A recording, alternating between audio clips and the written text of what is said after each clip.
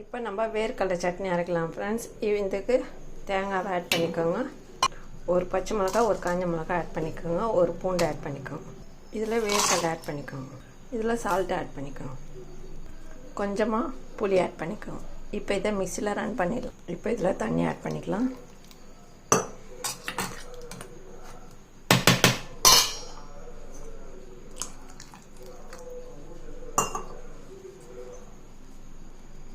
இப்போ இதை நல்லா நைஸாக ரன் பண்ணிடலாம். இப்போ இது ரன் ஆகிடுச்சு. இதில் கிணத்துல ஆட் பண்ணிடலாம். இப்போ தாளிப்பு குத்துலாம். சட்னிக்கு கடுகு ஆட் பண்ணிக்கோங்க, வெங்காயம் ஆட் பண்ணிக்கோங்க,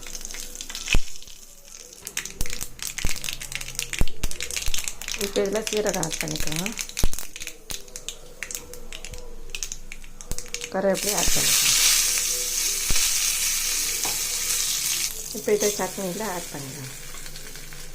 இந்த வேர்க்கடலை சட்னி இப்போ இது ரெடி ஆயிடுச்சு.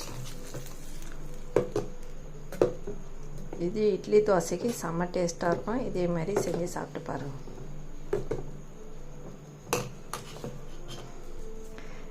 இந்த வீடியோ பிடிச்சிருந்தால் லைக் பண்ணுங்கள், ஷேர் பண்ணுங்கள், சப்ஸ்கிரைப் பண்ணுங்கள் ஃப்ரெண்ட்ஸ். டாடா பாய். மீண்டும் அடுத்த வீடியோவில் சந்திப்போம்.